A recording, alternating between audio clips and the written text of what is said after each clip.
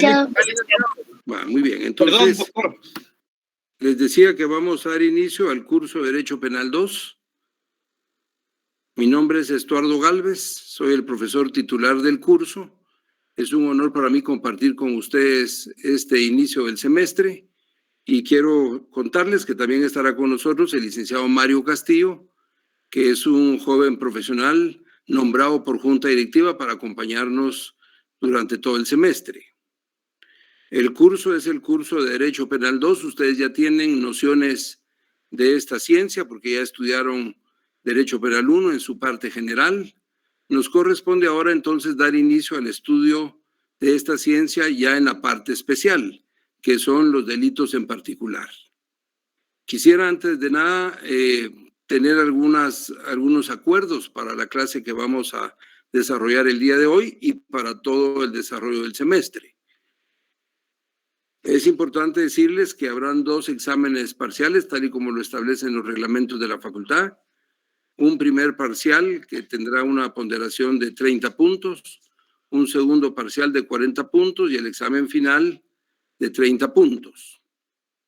En la mayor parte de los exámenes, ustedes van a tener la experiencia de resolver casos concretos, de los cuales vamos a ir practicando durante las clases, alguna forma de resolver casos concretos para que cuando ustedes en su examen ya tengan que resolver los mismos, pues cuenten con la práctica para poder hacerlo de esa manera.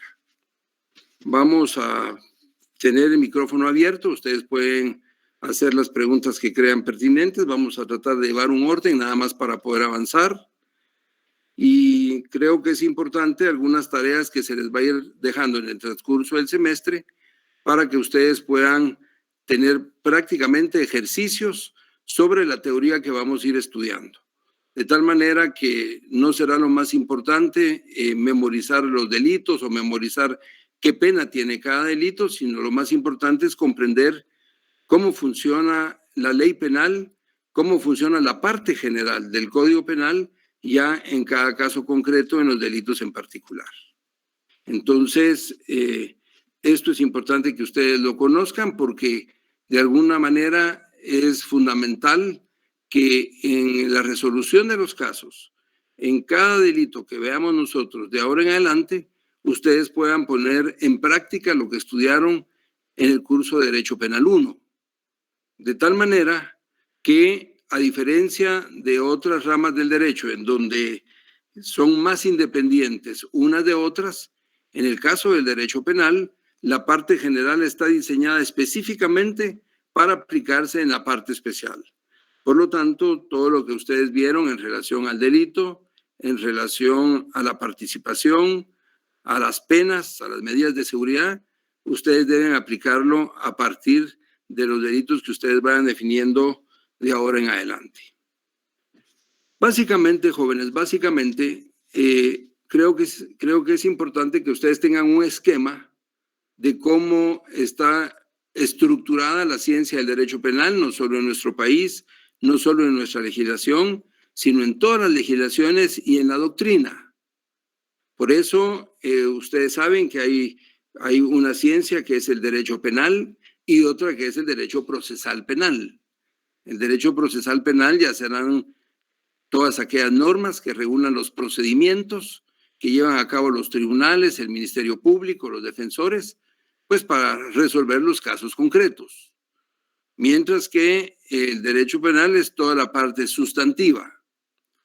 Ese derecho penal que ustedes empezaron a estudiar desde el semestre anterior se divide prácticamente en parte general y parte especial. Lo que ustedes estudiaron en el curso de Derecho Penal 1 es parte general. Es todo lo que tiene que ver con la ley penal, todo lo que tiene que ver con el delito, la participación, las penas y medidas de seguridad. Eso es la parte general, que prácticamente en nuestra legislación está contenido del artículo 1 al 122. Y la parte especial que se desarrolla a partir del curso de Derecho Penal 2, que es este curso que vamos a iniciar el día de hoy, ya son los delitos en particular que van del artículo 123 en adelante. Entonces, el pensum de la Facultad de Derecho, de nuestra facultad, tiene como diseño 3 cursos de Derecho Penal. Uno, que es la parte general, que es la que ustedes ya estudiaron, y el curso de Derecho Penal 2 y Derecho Penal 3, que son la parte especial y que tienen que ver con los delitos, que tienen que ver con el artículo 123 en adelante y las leyes especiales como la ley de narcoactividad y otras leyes especiales que contienen delitos propios de una especialidad determinada por esa ley. Entonces, esto es, digamos, un esquema general de cómo se encuentra dividido el derecho penal en su parte general y su parte especial. Para mí es un honor poder compartir con ustedes, les decía, este semestre. Mi nombre es Estuardo Gálvez y estoy a sus órdenes. Si sobre estas reglas generales y sobre esto ustedes tuvieran alguna pregunta, me la podrían hacer, jóvenes. Buenas tardes, licenciado. Buenas tardes. Solo una pregunta, ¿utilizaremos algún libro? Sí, es muy importante que no nos limitemos a lo que nosotros podamos compartir, dialogar, o lo que ustedes puedan anotar en las clases que vamos a ir recibiendo. Es fundamental que cuenten con su libro o sus libros para ir estudiando su doctrina. Veía que el licenciado Mario Castillo les había trasladado ya el programa del curso. Ahí ustedes encuentran una bibliografía muy específica, pero creo que muchos jóvenes adquieren la parte general y la parte especial de un autor español, que es el autor Muñoz Conde.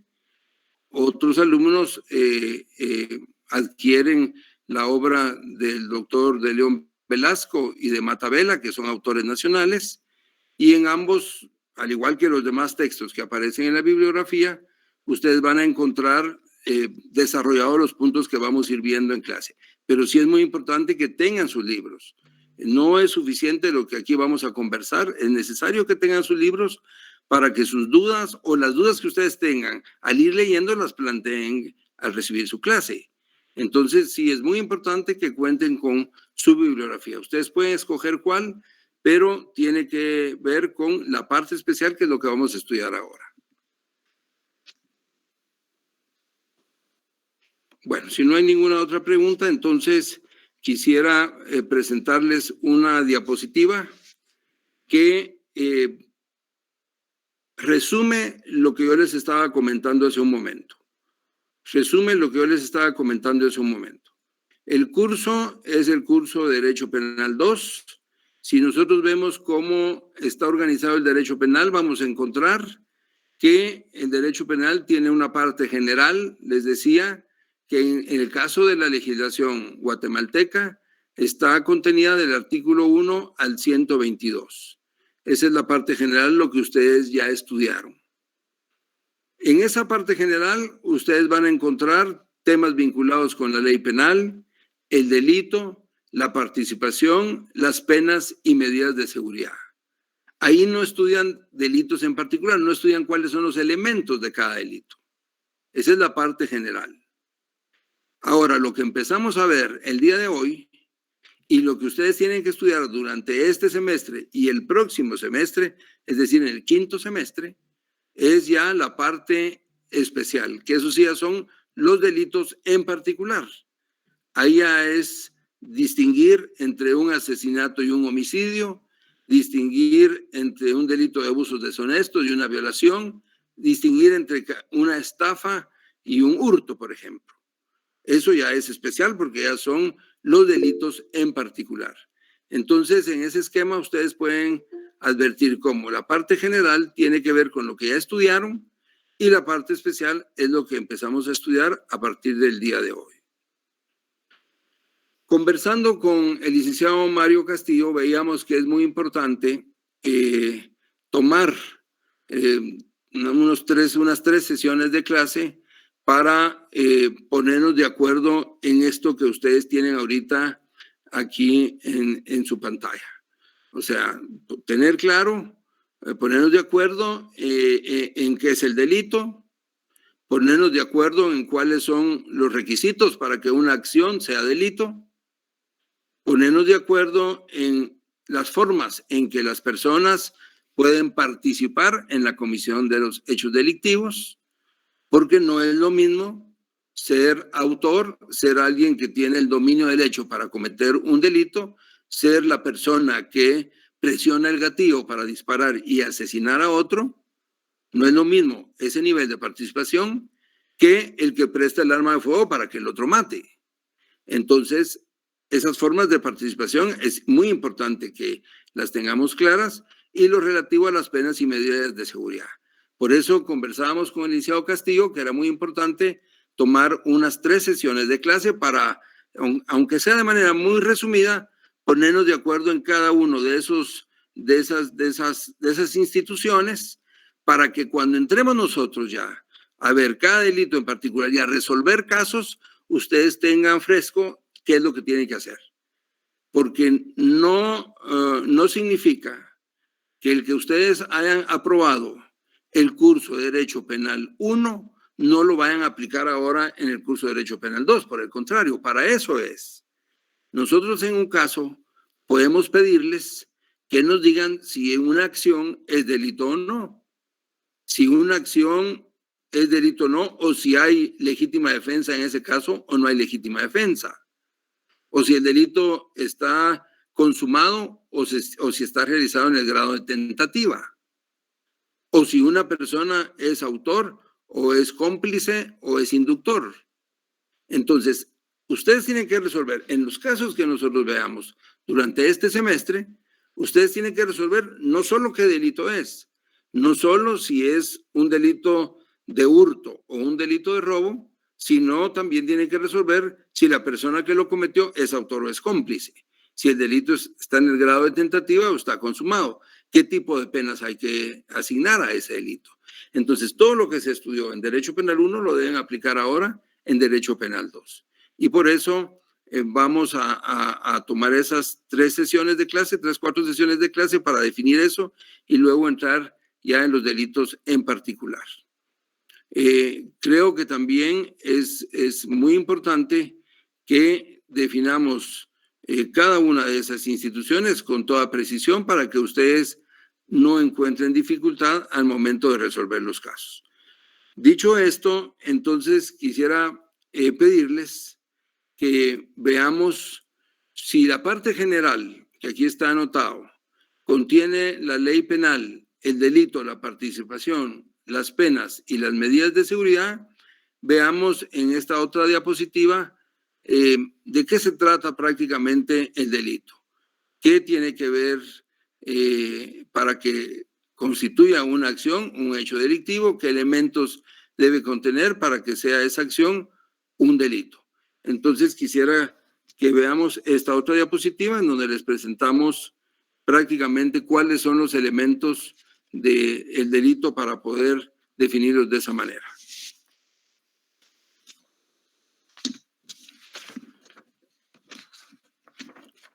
Vamos a ver, en esta otra diapositiva ustedes encuentran que el delito aparece definido como una acción típica, antijurídica y culpable. Hay muchas formas de definir el delito. Ustedes van a encontrar en diferentes libros diferentes definiciones del delito.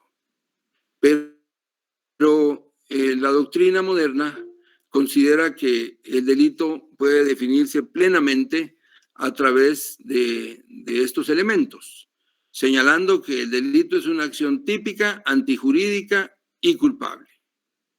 Ustedes encuentran ahí 3 elementos del delito: tipicidad, antijuridicidad y culpabilidad. Esos son los 3 elementos del delito. Por lo tanto, para que una acción sea constitutiva de delito, tienen que concurrir esos 3 elementos. Con uno de esos elementos que no concurre en la acción, entonces esa acción no puede ser delito. Tienen que establecerse que existan los 3 elementos para afirmar que la acción sea delictiva. Debemos de iniciar entonces afirmando que ante todo el delito es una acción. Y el delito es una acción porque no puede ser de otra manera. El pensamiento no delinque, aunque una persona tenga pensamientos delictuales y se imagine la comisión de un delito, una vez eso no se manifieste en una acción, no puede constituir delito, porque no hay ninguna transformación exterior que tenga que ser reprochada o que tenga que ser penalizada. Lo que se penaliza es la acción que realiza el ser humano. Entonces, esa acción es lo que en principio es un delito, una acción. Recuerden ustedes que esa acción puede ser positiva o negativa, puede ser de hacer o no hacer. Recuérdense que hay delitos de acción o comisión, delitos de omisión y delitos de comisión por omisión. Les repito, la acción, el delito, digamos, según sea la forma en que se manifieste la acción, el delito, según sea la forma en que se manifieste la acción, pueden ser delitos de acción o comisión, delitos de omisión y delitos de comisión por omisión.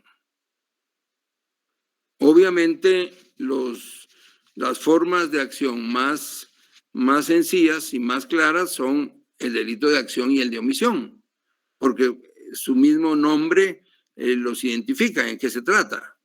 En el delito de acción es hacer algo. Es el caso del sujeto que les decía yo, presiona el gatillo y dispara sobre otro. Es un delito de acción porque está matando. Con hacer algo. Es de acción porque se hace algo que la ley prohíbe que se haga.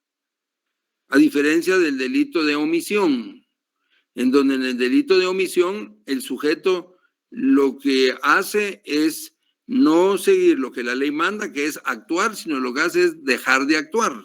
Por ejemplo, omisión de auxilio. La ley manda a que preste auxilio. El ser humano en solidaridad a otro que se encuentra en peligro. La persona, sin que tenga riesgo para él, no presta el auxilio, comete un delito de omisión de auxilio. Pero aquí no es por hacer, sino por no hacer. Entonces, esa acción, si ustedes ven, pueden ser delitos de acción o comisión, que es hacer algo positivo, que la ley prohíbe. El delito de omisión, que es no hacer algo que la ley manda, no hacer algo que la ley manda. Y la tercera forma de acción es una forma un poco más compleja, que es la comisión por omisión, que es cuando una persona siendo garante, teniendo la responsabilidad jurídica de actuar, no lo hace y es responsable del resultado como si lo hubiera producido. Digamos, este es el caso de la madre que deja de alimentar a su hijo y lo deja morir. Entonces, ella no va a ser procesada por omisión de auxilio, sino posiblemente por parricidio, por haber dado muerte a su hijo. Aunque no haya sido con una conducta de hacer, pero ella tenía una calidad de garante que le mandaba a actuar jurídicamente, porque era la garantía de que no ocurriera nada a esa persona, que era su hijo, y lo deja morir de hambre. Inanición, entonces el niño muere y entonces es responsable por comisión por omisión. Yo les quisiera pedir que vean el artículo 18 del Código Penal. Si me hacen favor, el artículo 18.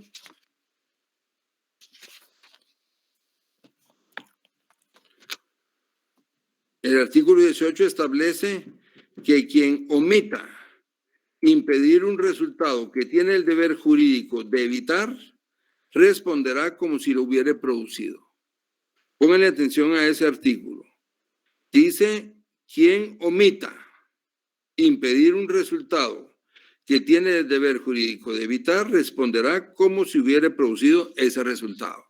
Entonces, la diferencia entre el delito de omisión y el de comisión por omisión es que aquí hay una persona que es garante, que es el que tiene el deber jurídico de evitar ese resultado que no evita. Y entonces por eso es que la persona es responsable de ese resultado como si él mismo lo hubiera producido. Entonces, lo primero que tenemos que afirmar al recordar un poco sobre lo que es el delito, es que es una acción típica antijurídica y culpable y que esa acción puede manifestarse de las formas que hemos indicado en este momento, a través de una conducta de hacer, de no hacer o un garante que conforme al artículo 18 no evita un resultado y es responsable como si él mismo lo hubiera producido. No sé si tienen alguna pregunta sobre lo que he explicado en este momento, jóvenes. Al momento todo claro. Muy bien. Entonces, nosotros ahorita lo que estamos tratando es de esa conducta humana, que es la acción. Recuerden que los delitos solo pueden ser cometidos por los seres humanos. Ya es nada más parte de la historia en los libros, en donde se menciona que hace cientos de años, pues se procesaba a cosas inanimadas o a los animales, bajo la creencia que también habían seres vivos no humanos que podían cometer delitos. Digamos, un caballo que botaba al jinete y moría el jinete, pues podía ser procesado. Hoy en día se tiene plena claridad que el único sujeto que puede ser responsable de un delito es el ser humano. Aun cuando una persona pueda utilizar a un animal, por ejemplo, a un perro o 2, 3 perros bravos, un perro que ataque a un niño, que ataque a una persona, que le dé la orden de atacar y que el perro esté entrenado para atacar. En realidad, el delito lo comete la persona que asusa, que da la orden al perro de que ataque, porque lo está usando como que fuera un arma, como que fuera un instrumento. Se convierte en el instrumento para cometer el delito, pero quien comete el delito es el ser humano. Entonces, solo el ser humano puede ser sujeto activo de la comisión de un delito. Por lo tanto, esa acción tiene que ser una acción humana que se realiza y que genera un daño o pone en peligro un bien jurídico tutelado y que por eso es delito. Al ser delito, entonces ya aparece una pena que es la que se le asigna por realizar esa acción, por un juicio de reproche que se le hace a la persona por haber actuado de esa manera, habiendo tenido la oportunidad de actuar de otra manera diferente. Tuvo la oportunidad de no cometer un delito, decide cometerlo y entonces es responsable de esa acción. Bueno, pero lo importante aquí también es que no todas las acciones son constitutivas de delito y ni siquiera todas aquellas acciones que generan un daño a un bien jurídico tutelado no todas son constitutivas de delito. Por ejemplo, hay casos en donde matar no es constitutivo de delito. Por ejemplo. Entonces, no toda acción en donde se lesione un bien jurídico va a ser delito. ¿Por qué? Porque hay casos en donde matar no es delito. Bueno, porque se mata en legítima defensa. Porque se mata en legítima defensa. Hay casos en donde por un error se puede generar una lesión a un bien jurídico tutelado y si es un error de tal magnitud que no pudo haberlo imaginado la persona que cometió el error y aunque sí provocó incluso la muerte de una persona, puede no ser delito por encontrarse amparado en ese error grave que no fue imputable a él y que no hace que la persona sea merecedora de una sanción, ¿verdad? O casos en donde aparecen conductas que pueden ser reprochables, pero que no pueden ser castigadas porque no se encuentran. Se me viene a la mente un caso que hemos mencionado mucho como ejemplo en este curso y en el curso de Derecho Penal 1, que es un caso que ocurrió hace muchísimos años, en donde se estableció, fíjense que se estableció después de hacerle las necropsias a cadáveres de mujeres que se encontraban en la morgue del Hospital Roosevelt, se determinó que en muchos casos estos cadáveres de estas mujeres tenían semen en la vagina, pero reiteradamente, varios cadáveres en varios días. Y entonces se comenzó a investigar, pero ¿por qué si en algunos casos, según la propia familia, ni siquiera había tenido relación sexual la persona, cuyo cadáver después aparecía con semen en la vagina? Y al hacer las investigaciones se determinó que uno de los encargados de la morgue, que se quedaba cuidando la morgue durante la noche, tenía relaciones sexuales con los cadáveres de mujeres que se encontraban ahí. Y se estableció y se determinó eso. Se determinó a través de las pruebas médico-legales pertinentes. Bueno, eso que suena tan grosero, tan inmoral, tan delictuoso, si ustedes quieren, resulta que en ese entonces, cuando eso ocurrió, no estaba esa posibilidad, esa acción, no estaba contemplada en la ley. No estaba contemplada en la ley. Entonces, sí existían las pruebas de que este sujeto tenía relaciones sexuales con los cadáveres de las mujeres, pero, y había un reproche social, había un reproche, por supuesto, social por esa conducta, pero resulta que no estaba en la ley, no estaba tipificado en la ley. Entonces yo les pregunto a ustedes, el caso era muy reprochable, imagínense ustedes de lo que estamos hablando.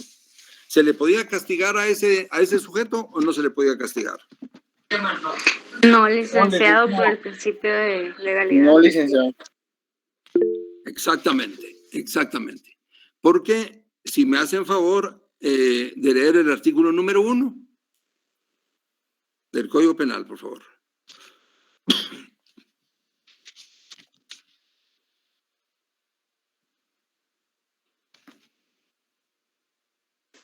Artículo 1 de la legalidad. Nadie podrá ser penado por hechos que no estén expresamente calificados como delitos o faltas por ley anterior o su perpetración, y se impondrán otras penas que no sean las previamente establecidas en la ley. Muchísimas gracias, muchas gracias. Bueno, tal y como ustedes lo respondieron, esa persona, por muy reprochable que haya sido su conducta, pues no podía ser sancionado, no podía ser juzgado, porque uno de los principios fundamentales, que es columna vertebral del derecho penal, es el principio de legalidad, que es el que le pone freno a la autoridad, porque es lo que frena que los funcionarios quieran castigar conductas que no están establecidas en la ley. Ese principio de legalidad que está en el artículo 1, que acabamos de leer, contiene las dos garantías. Una garantía que es de criminalidad, que es que no hay delito que no esté en ley, y otra garantía de penalidad, que es de penas, que no puede ponérsele a nadie ninguna pena que tampoco esté en la ley. Entonces, hay acciones, que era lo que yo les decía hace un momento, que pueden parecer muy reprochables, pero por reprochables que parezcan, pueden no ser delitos. Entonces, ¿cuándo una conducta es delito y cuándo no es delito? ¿Cuándo una acción es delito o no es delito? Bueno, para que una acción sea delito, tiene que contener 3 elementos. Para que una acción sea delito, tiene que contener 3 elementos. Tipicidad, antijuridicidad y culpabilidad. Con uno de esos elementos que no exista, no hay delito. No hay delito. Ahora que ustedes están estudiando derecho penal, ahora que ustedes van a empezar a estudiar la parte especial, los delitos en particular, ustedes van a tener que comprobar eso, porque aunque lo estudiaron en Derecho Penal 1, que es lo que estamos repasando de alguna manera, ustedes tienen que estudiar para resolver un caso. Y si se les plantea un caso hipotético y se les dice, esto es delito o no es delito, ustedes tienen que ver eso precisamente. Ustedes tienen que ver si existe la tipicidad, si encuadra en un tipo penal, si la conducta es antijurídica y es culpable, y ustedes pueden decir si es delito. O pueden decir, no, aquí no hay delito porque aquí hay legítima defensa, porque aquí hay un estado de necesidad, porque aquí hay un legítimo ejercicio de un derecho. Entonces, para que sea la conducta delictiva, tienen que concurrir esos tres elementos. Por lo tanto, no todas las acciones que generan una lesión a un bien jurídico son delito. Solo son un delito aquellas acciones que sean típicas, antijurídicas y culpables, que es lo que ustedes deben determinar en cada caso concreto. Y por eso el principio de legalidad tiene que ver con esto que estamos hablando ahora, porque es una garantía para todos los ciudadanos, una garantía para todos nosotros los ciudadanos, de que no se le ocurra a un juez o a un fiscal procesar a alguien por un delito que no está establecido en la ley. Eso tiene que ver con la certeza jurídica. Eso tiene que ver con la seguridad jurídica de los ciudadanos, de que todos los ciudadanos, particulares y funcionarios, estamos sujetos a la ley y ningún funcionario es superior a la misma. Por lo tanto, lo que manda es la ley y en lo que nos basamos nosotros es en la ley, en este caso, digamos, el principio de legalidad. ¿Alguna pregunta, jóvenes? Licenciado, este caso que usted nos comentaba, ¿en qué año sucedió? Bueno, sucedió hace más de 30 años. No existían algunos delitos que ahora sí existen, especialmente dentro del capítulo de delitos contra el honor, que se llama profanación de sepulturas y profanación de cadáveres, que ya se tipificó que cuando un sujeto le falte el respeto a la dignidad de lo que fue un ser humano, sea un cadáver, sea su tumba, pues ya se le aplica una sanción, pero fue un poco más de 30 años. Gracias, licenciado. Sí. Le cabe que ni yo esa duda, pues, porque o sea, ser un humano, esté vivo, esté muerto, sigue siendo humano, pues, y entonces se le debió de aplicar, pero, o sea, no sabía que había sido hace 30 años, y es más que obvio que antes las leyes no estaban tan actualizadas y probablemente no había tanta estrategias como para poder ver eso, pero sí, o sea, yo creo que se hubiera defendido con ese principio de que un humano sigue siendo un humano, esté vivo o esté muerto. Sí, totalmente de acuerdo. Y recuérdense que hay un respeto a la memoria también de las personas. Entonces, todo eso no puede quedar como quedaba hasta ese entonces, digamos, impune por la falta de un delito. Pero si no había delito, tampoco se podía castigar, porque entonces se violaba ese principio de legalidad, que es columna vertebral del derecho. Y así es como van evolucionando las leyes, así es como van evolucionando las instituciones, pues a través del tiempo, a través de valoraciones culturales. En realidad yo podría darles otros ejemplos de cómo esto ha ido evolucionando a través de hechos concretos, a través de la jurisprudencia de nuestros tribunales, pero me detendría mucho en señalar los mismos. Creo que ya tendremos tiempo para ir viendo cómo van evolucionando y de eso se trata. En realidad, por eso el derecho es cambiante y por eso el derecho responde a valoraciones culturales. Por eso ustedes ven cómo en otros países, por ejemplo, el matar a una vaca es un delito. Y es un tema cultural.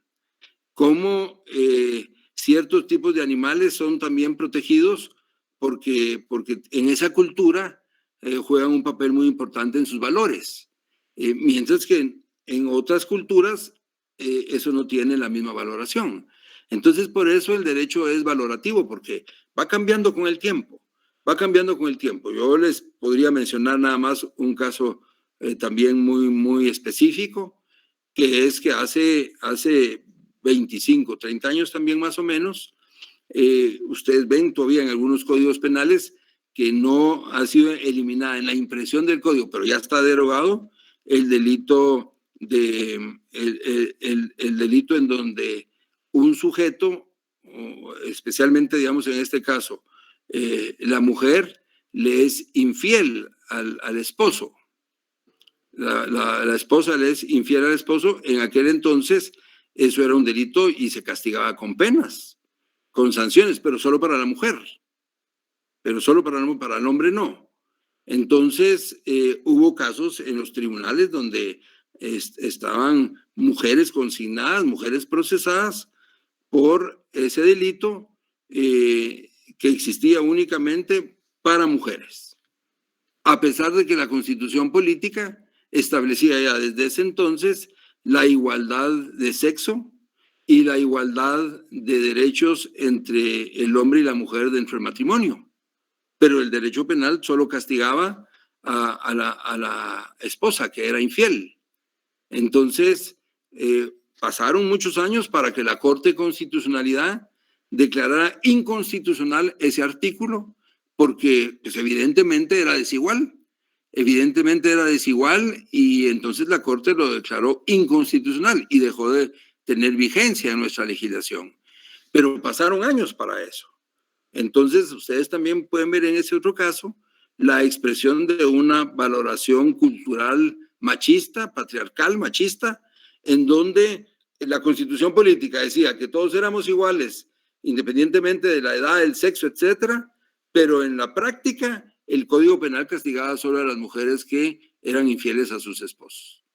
Entonces, todo esto va cambiando a través, como les repito, de nuevas legislaciones, de la jurisprudencia, de las valoraciones que la sociedad va haciendo culturalmente para ir cambiando las leyes y de esa manera ir evolucionando. Bueno, entonces... Doctor, disculpe, una pregunta. Buenas tardes. Dígame, buenas tardes. Usted mencionaba sobre cuando una persona mata o lesiona por defensa propia no es delito. ¿Hay algún artículo que diga eso? Porque lastimosamente aquí nuestras leyes no es así. Aunque sea de defensa propia, de todos modos uno va preso. Y sobre la parte que usted mencionaba de únicamente a las personas se puede procesar. Hace muchos años, no sé si los compañeros se recuerdan que se llevaban detenido al perro Balú en la muerte de Monseñor, sí. También, ¿verdad? Entonces, sí. Como para que me dijera, doctor, si hay algún artículo que diga eso, que aunque sea en defensa propia, no es un delito, ¿cómo podría ser? Vaya, muy bien. Entonces, mire, pues lo primero, lo del perro Balú. Sí, pero lo que sucede es que el cadáver de Monseñor, según se comentó, o los medios de comunicación, tenía, parecían algunas mordeduras del perro. Entonces, el perro sí, digamos, el Ministerio Público lo trasladó a un lugar para hacer pruebas de expertaje sobre sus colmillos, sobre su mordedura, para establecer qué había ocurrido, pero no para procesarlo. Entonces, al perro se lo llevaron como un medio de investigación, nada más, o sea, para distinguir bien por qué en ese caso concreto, que es un caso real, que muy bueno que usted lo mencione, el perro fue trasladado a un lugar, pero para hacerle esos expertajes para tratar de dar con el criminal. Totalmente diferente a que el perro haya sido imputado de cualquier otro tipo de acción, lo primero. Y lo segundo es que lo que usted menciona es cierto, digamos, pero déjeme decirle hasta qué punto usted tiene razón desde mi perspectiva. O sea, hay muchos casos en donde, como usted bien menciona, la persona defendiéndose puede disparar contra un delincuente, contra un agresor, y esa persona que dispara mata al agresor, llega a la policía, lo detienen y se lo llevan a la persona que se defendió. Y al parecer, digamos, de los ciudadanos, entonces no existe legítima defensa, porque él se defendió y lo detuvieron y se lo llevaron. Sí, pero no es totalmente así. porque lo que pasa es que hay un muerto. Entonces tiene que determinarse que en realidad haya habido legítima defensa. Porque si no, cualquiera mata y dice, yo maté en legítima defensa. Es que tenía miedo que me hiciera algo, yo disparé primero y fue en legítima defensa. Y todos dirían legítima defensa. Y entonces eso sería un riesgo también. Eso sería un riesgo de querer abusar de esa institución y de ese derecho que la ley y la sociedad le da a las personas de defenderse. Trato de explicarme. La legítima defensa debe ser demostrada. No basta con que la persona diga, es que yo me defendí, o yo disparé después. Primero disparó él, después disparé yo. Sí, pues tiene que demostrarlo. Tiene que demostrarlo porque hay un muerto. Y si usted no investiga eso, si en realidad hubo legítima defensa o no, si se dan los requisitos de la legítima defensa o no, entonces cualquiera le va a alegar que es legítima defensa. Y entonces se le va de las manos el asunto y genera impunidad y genera entonces la posibilidad de declarar inocente a alguien que sí mató con intención de matar sin que hubiera legítima defensa. Entonces, aunque aparentemente hay casos en donde como que no existiera legítima defensa, en realidad sí existe. Está en la ley, está en el artículo 24 del Código Penal y se puede determinar en los tribunales. Y hay muchos casos que se absuelven por legítima defensa. Muchos casos en la práctica, pero tiene que ser demostrado. Yo voy a explicarles de eso. Si ya no me da tiempo ahora, se los explico en la otra clase. Les voy a explicar rápidamente cómo funciona la legítima defensa y cómo cuando hay legítima defensa no hay delito. Y cómo cuando hay legítima defensa no hay delito. Pero el artículo 24, como causas de justificación, fíjese el nombre. Mire el artículo 24. O miren, por favor, el artículo 24. Dicen son causas de justificación. Fíjese el nombre. Justificación. ¿Qué quiere decir eso? Que son causas que justifican que se haga una acción que lesiona un bien jurídico. El mismo título de este artículo dice de qué se trata. Causas que justifican. Porque justifican que se mató a alguien.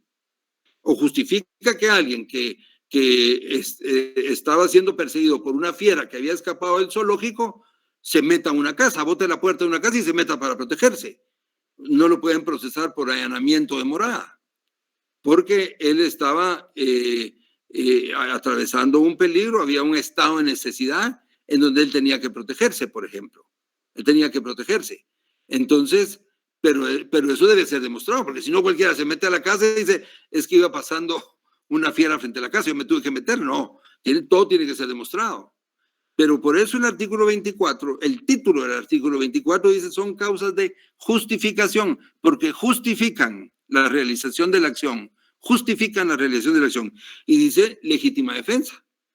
Quien obra en defensa de su persona, bienes o derechos, o en defensa de la persona, bienes o derechos de otra, siempre que concurran las circunstancias siguientes y aparecen los requisitos, que son los que se deben demostrar.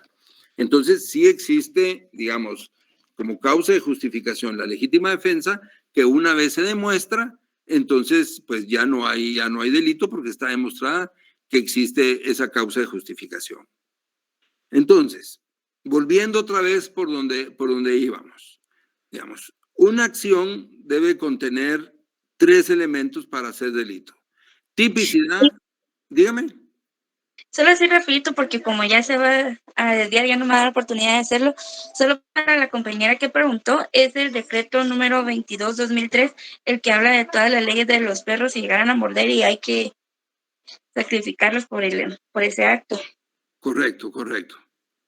Muy bien. Entonces, les decía, gracias. Oye, les decía que para que la acción sea delito tiene que haber tipicidad, antijuricidad y culpabilidad. Veamos el primer elemento. Tipicidad. Ese elemento consiste, compañeros y compañeras, consiste en que para que una acción sea delito, tiene que estar establecida en la ley. Eso es lo primero. Tiene que estar establecida en la ley para que sea delito. Eso es el elemento tipicidad. Quiere decir que una conducta tiene que encuadrar, tiene que encajar en un artículo del Código Penal o de una ley penal especial para que sea delito, para que en principio podamos decir que puede haber delito. Esto en función del respeto al principio de legalidad, que ya leímos y que establece que no hay delito ni pena sin ley. Entonces, el primer elemento del delito es la tipicidad. No siempre es fácil determinar la existencia de este elemento. Hay casos complicados en donde se genera una duda sobre si la acción en realidad es típica o no es típica. Uno de esos casos tiene mucho que ver con el delito de estafa mediante cheque. La estafa es un delito que está en la frontera entre lo penal y lo civil. Y la estafa mediante cheque, con mayor razón, está entre la frontera entre lo penal y lo civil. Entonces, es importante, digamos, que para que exista un delito se cumpla con ese primer elemento que es la tipicidad. ¿Alguien quería preguntar algo? Sí, licenciado, yo. ¿Será que la tipicidad podemos relacionarlo con el artículo 1? Ya que en el Código Penal, ya que ahí dice que un delito tiene que estar establecido en el Código Penal para ser delito. Totalmente, totalmente. O sea, el fundamento, digamos, de la tipicidad, dentro de otros, es el propio artículo primero, tal y como usted lo está diciendo. Es indispensable que se cumpla con ese artículo número 1 para que haya tipicidad. Si no, no hay tipicidad. Les decía, digamos, de casos como la estafa mediante cheque, todavía más complicado, en donde aparentemente a veces es delito, pero si no puede ser que caiga en el ámbito del derecho civil. Recuérdense que por deudas no hay prisión. Entonces se puede caer en el ámbito del derecho civil y ya no es delito. Pero el primer elemento entonces es la tipicidad, que significa que una conducta para ser delito tiene que encuadrar en un tipo penal. ¿Cuáles son los tipos penales? Los delitos que aparecen del artículo 123 en adelante. Esos son los tipos penales, del artículo 123 en adelante. Tipo penal es lo mismo que delito. Tipo penal es lo mismo que delito. Y todos los delitos regularmente empiezan con el anónimo quien diere muerte a una persona, quien yaciere con mujer mediante violencia, quien tomare cosa mueble que total o parcialmente ajena, quien librare un cheque sin provisión de fondos. Ese quien es digamos, el supuesto hipotético con el que empiezan la mayor parte de los tipos penales de los delitos en el Código Penal. Entonces, el primer elemento es la tipicidad, que tiene que ver con ese requisito de que encuadre en un delito. Bueno, ese es el primer elemento. El segundo elemento de una acción para que sea delito es la antijuridicidad. Es la antijuridicidad. ¿Qué quiere decir ese elemento de antijuridicidad? Quiere decir que para que una acción sea delito, tiene que ser contraria al ordenamiento jurídico. Tiene que ser antijurídica. Tiene que ser contraria al ordenamiento jurídico. Es el otro requisito para que una acción sea considerada como delictiva. Fíjense lo que les voy a afirmar. Fíjense lo que les voy a afirmar. Toda acción típica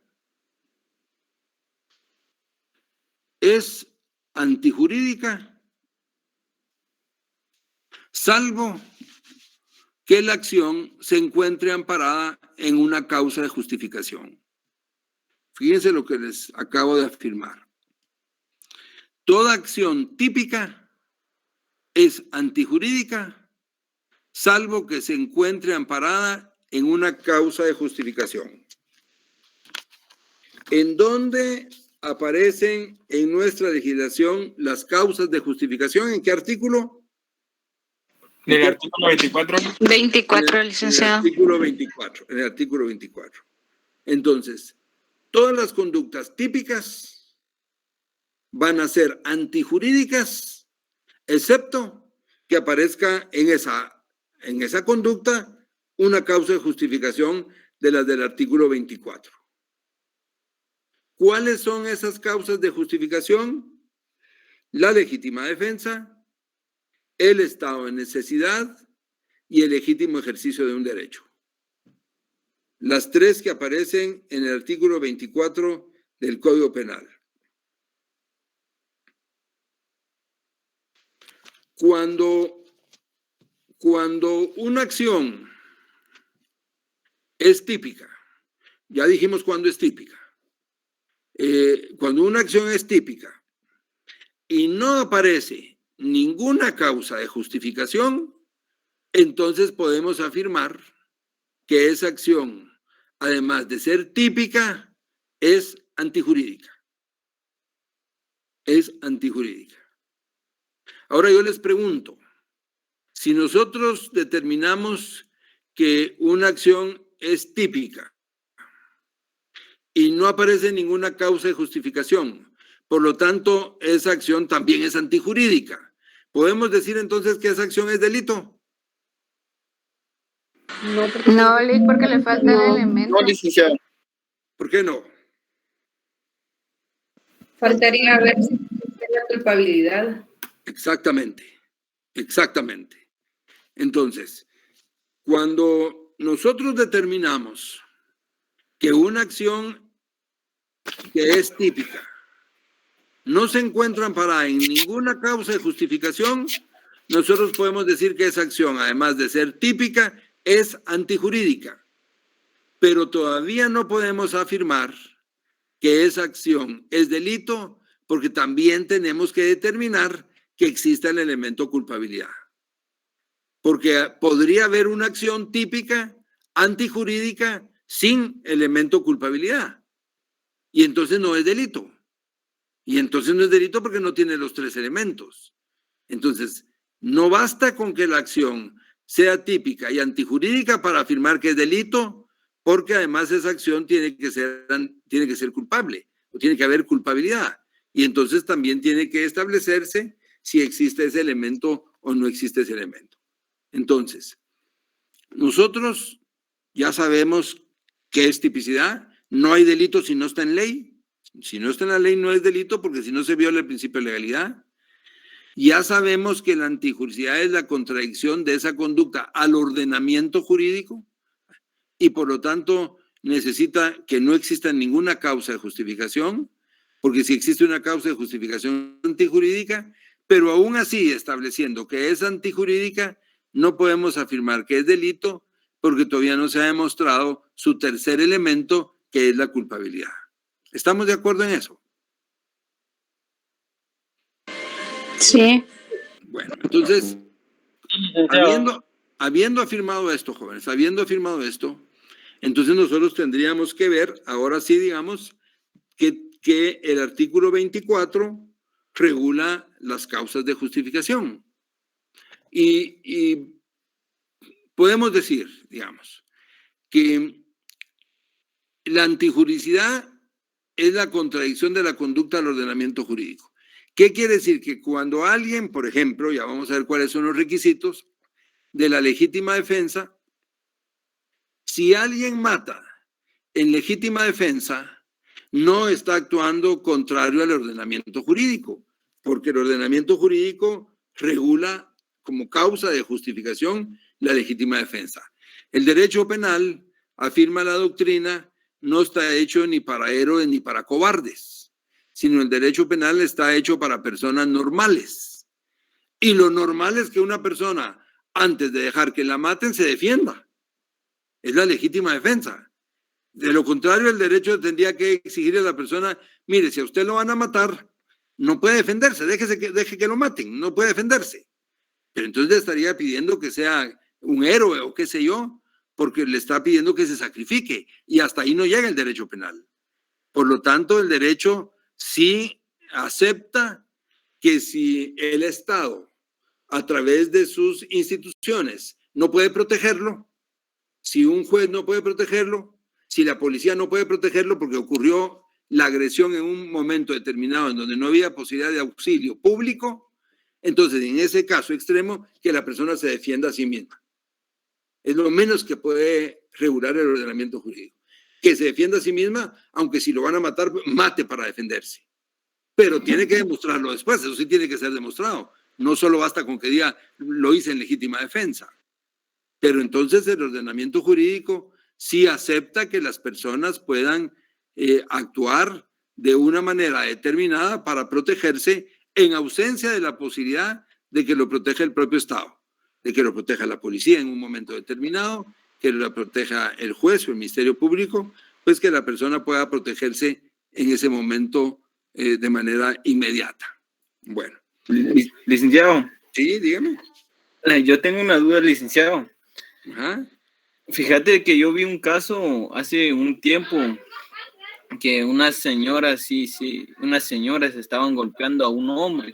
Pues las mujeres no tenían miedo porque sabían que tenían todo el derecho, o sea, tenían derecho más que un hombre. Entonces ellos pegaban al hombre y el hombre no hacía nada, no actuaba en su legítima defensa, en lo que se dejaba que le estaban pegando, pero al final el señor logró salir entre esas mujeres y pudo salvarse. Entonces, en este caso, ¿será que puede aplicar a legítima defensa al aplicar fuerza bruta hacia esas mujeres, sí o no?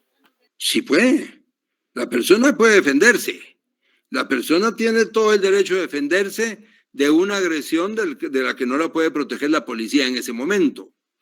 Ahora, como vamos a ver, si ya nos da tiempo ahorita en la próxima clase, cuáles son esos requisitos de la legítima defensa, bueno, debe existir, por ejemplo, en la defensa, como hay que demostrarla, debe existir proporcionalidad, ¿verdad?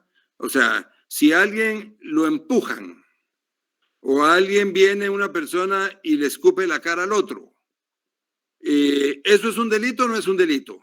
Escupirle la cara a otro. ¿Creen ustedes que es un delito o no es un delito? No, no está tipificado en la ley. Sí, es un delito.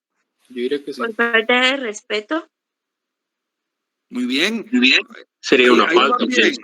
Ahí van bien. Cuando me dicen que tiene que ver con el respeto, van bien. Pero entonces, ¿qué tipo de delitos pueden ser? ¿Delitos contra qué? Contra el honor. ¿Contra la edad? Exactamente. No, La integridad de la persona. Tiene que ver con los delitos contra la dignidad y el honor. Sí, porque alguien llega y le escupe en la cara ante otros, o aunque no sea ante otros, pero ante otros le está faltando a su dignidad, a su honor. Pero díganme una cosa, a ese que le escupieron la cara, ¿se justificaría que saque su pistola y le dé 5 balazos al que lo hizo en legítima defensa? No. No, tampoco. No, licenciado. No. Claro que no. ¿Se dan cuenta? Entonces, en respuesta a lo que decía el compañero de las señoras que estaban agrediendo a un señor, bueno, tiene que ver, no es solo decir, es que lo hice en legítima defensa, porque si no ese que le escupieron la cara podría decir, yo lo maté porque actué en legítima defensa de mi honor. No es así la cosa. Sí. Todo tiene que ser racional, proporcionado y demostrado. Cuando veamos los requisitos de eso, ustedes lo van a ver. Pero en respuesta a lo que decía el compañero, sí se podía defender siempre que no se excediera de la agresión que le estaban haciendo. Dígame, compañera. Digamos, de que esa persona que recibió el escupido en la cara es una persona bipolar y es una persona que anda armada y esa le agarra la furia y mata a esta persona, se puede demostrar porque en el artículo, se me fue, dice de que son imputables las personas enfermas de salud mental también.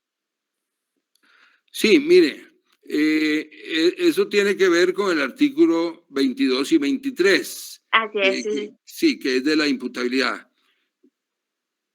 Hay casos de casos, oigan, hay casos de casos. Pueden haber casos en donde la persona, por una alteración de la conducta, digamos, momentánea, pueda tener una alteración que no sepa lo que está haciendo y cometa una acción y que se declare que no es culpable. Pueden haber casos como esos. Yo les voy a dar un ejemplo. Hace unos años en Argentina, había un tipo que golpeaba a la esposa, la golpeaba, malos tratos, Y en una de esas, después de muchos años de estarla tratando mal, llegó en horas de la madrugada, la golpeó, sacó el arma de fuego, la encañonó y le dijo que si amanecía en su casa, cuando él despertaba, la mataba. Y que se tenía que ir con su hijito pequeño, sus 2 hijitos pequeños, porque si los encontraba ahí, cuando él despertaba, los mataba. Bueno, el tipo iba borracho y se durmió. Y la señora, en horas de la madrugada, lo que hizo es tomar el arma de fuego y mató al tipo. Mató al esposo. Los abogados demostraron en el juicio que esta señora había llegado a un estado mental que la había llevado del miedo al terror y que bajo ese terror ella perdió la capacidad de comprender lo que hacía y en vez de huir, llamar a la policía, ya no comprendía lo que hacía y esa falta de comprensión la llevó a tomar el arma de fuego y mató al marido. Y se consideró que entonces ella no era imputable por lo que usted está diciendo ahorita. Porque tenía un trastorno mental transitorio. Pero todo eso tiene que ser demostrado, no es el caso de las drogas, eso es una cosa diferente. Todo eso tiene que ser demostrado. Aparte es una acción la reacción que ella tomó y aparte es estar, por ejemplo, ya con medicina, con recetado, que ya hay una transcripción médica y que se puede comprobar de que la persona tiene un estado mental afectado desde hace tiempo. Pues. Exacto, que es diferente a alguien que se toma unos tragos para agarrar valor y cometer un delito, es totalmente diferente. Entonces, ahora, esto del artículo 24, que contiene las 3 causas de justificación, en realidad lo vamos a ver en la próxima clase. Tenemos varios temas pero solo vamos a verlo muy rápido y solo una clase más podemos usar para esto, para entrar ya en los delitos en particular. Entonces, vamos a ver esto. El licenciado Mario Castillo va a conversar con ustedes sobre participación en el delito y el iter criminis. Y esto solo son pincelazos muy generales para poder entrar ya en 10 días directamente a cada delito en particular y que ustedes ya practiquen la resolución de los casos que se les van a ir planteando. Primero para que practiquen y después para que lo resuelvan en sus exámenes. ¿Alguna pregunta, jóvenes?